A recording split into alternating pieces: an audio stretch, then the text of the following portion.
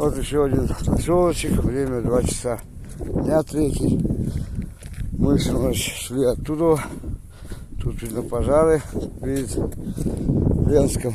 Такой поселок, забыл как название, Хульча, Нурча. Короче говоря, что нашли, утром уже нашли, в 7 часу сюда причалили. Вон Катюшка, такой причалик. Собираемся отходить. Нам опять насували продуктов. Спасибо людям. Вот в таком вагончике мы поспали.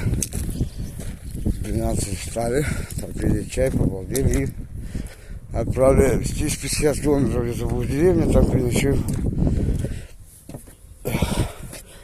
Вот такой вот поселочек небольшой. Люди живут.